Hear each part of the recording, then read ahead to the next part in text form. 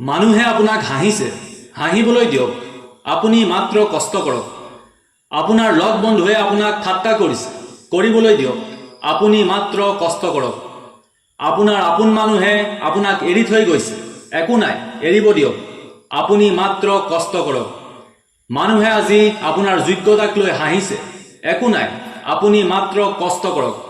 কেৱল মাত্ৰ কষ্ট কৰক। ইমান কষ্ট কৰক যাতে এই সকলো মানুহেই এদিন আপোনাক নিজে বিচাৰি আহে। এদিন নিজেই যাতে এই সকলো মানুহে আপোনাৰ প্ৰশংসা বেলেগৰ আগত কৰে। মাত্ৰ এইখিনি সময় আপুনি ধৈৰ্য ধৰক। কেৱল মাত্ৰ কষ্ট কৰক। বুজিছোঁ, এইখিনি সময় আপোনাৰ বাবে বহু কষ্টকৰ সময়, বহু জটিল সময়। আপুনি ভাগি পৰিছে। আপুনি হয়তো ৰাস্তা বিচাৰি পোৱা নাই। কি কৰিম কি নকৰিম ভাবি পোৱা নাই। আপোনাক সহায় কৰা মানুহ আপোনাৰ কাষত নাই। আপোনাক হয়তো সকলোৱে এৰি থৈ গৈছে। আপুনি বৰ্তমান অকলশৰীয়া। কিন্তু ধৈৰ্য ধৰক। মাত্ৰ এইখিনি সময় পাৰ হ'বলৈ দিয়ক। মানুহৰ সময় সদায় একেই নাথাকে। আপোনাৰো দিন সলনি হ'ব এদিন। আপোনাৰো দিন আহিব। মাত্ৰ ধৈৰ্য ধৰক। কিন্তু দিন সলনি হ'ব কেনেকৈ? আপোনাক অপমান কৰা, আপোনাক ঠাট্টা কৰা, আপোনাৰ যোগ্যতাক লৈ হাঁহি, আপোনাক অকলশৰে এৰি থৈ যোৱা মানুহখিনিক আপুনি কেনেকৈ উত্তৰ দিব? কেনেকৈ?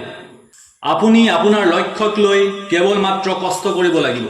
ইমানেই কষ্ট কৰিব লাগিব যে মানুহে যাতে আপোনাৰ কষ্ট দেখি ক'ব পাৰে যে ই এদিন কিবা এটা কৰিব, কিবা এটা ডাঙৰ কৰিব। আৰু মানুহৰ পৰা যদি আপুনি এনেধৰণৰ কথা শুনা পায়, তেনে বুজিব যে আপুনি শুদ্ধ ৰাস্তাত আছে। আপোনাৰ কষ্ট লাহে লাহে সাৰ্থক হৈছে। গতিকে কষ্ট কৰক। ৰাতি টোপনি নাহে, নালাগে আহিব। খাবলৈ সময় নাই, দেৰিকৈ খাওক। শৰীৰটোৱে ৰেষ্ট পোৱা নাই, নালাগে পাব। মাত্ৰ বৰ্তমান সময়খিনি নিজৰ লক্ষ্যৰ বাবে কষ্ট কৰক। দিন ৰাতি এক কৰি দিয়ক। যেতিয়াই শৰীৰটোৱে আৰাম বিচাৰে, যেতিয়াই আপুনি নিৰাশ হৈ বহি পৰে, তেতিয়াই সেই কথাখিনি মনত পেলাব।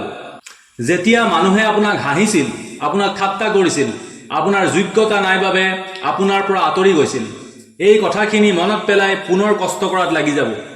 আপোনাৰ জীৱনত যি লক্ষ্যই নহওক কিয়, ডাঙৰ হওক বা সৰু, আপুনি পূৰা নোহোৱালৈকে ৰখি নাযাব। আপুনি চেষ্টা আৰু কষ্ট কৰিলে আপোনাৰ লক্ষ্য নিশ্চয় এদিন পূৰা হ'বই। সকলোৰে পৰা আঁতৰি নিজৰ চেষ্টা আৰু কষ্ট কৰি যাওক। নিজৰ লক্ষ্যৰ বাহিৰে যাতে বেলেগ কোনো কথা বা কামৰ বাবে আপোনাৰ সময় নাথাকে। পাগলৰ দৰে কষ্ট কৰক, অকলশৰে কষ্ট কৰক। দেখা যাওক কিমান দিন আপোনাৰ পৰা সফলতা আঁতৰি থাকে। ইমানেই চেষ্টা আৰু কষ্ট কৰক যাতে সফলতা দৌৰ মাৰি আপোনাৰ ওচৰলৈ আহে। আৰু যিদিনা আপুনি নিজৰ লক্ষ্যক পূৰা কৰি ল'ব, যিদিনা আপুনি সফল হৈ যাব, সেইদিনা এই সকলো লোকক যিয়ে আপোনাক হাঁহিছিল, অপমান কৰিছিল, সকলোকে আপুনি ক্ষমা কৰি দিব। ইয়াতকৈ আৰু ডাঙৰ শিক্ষা সিহঁতৰ বাবে আৰু একো হ'ব নোৱাৰে। ধন্যবাদ।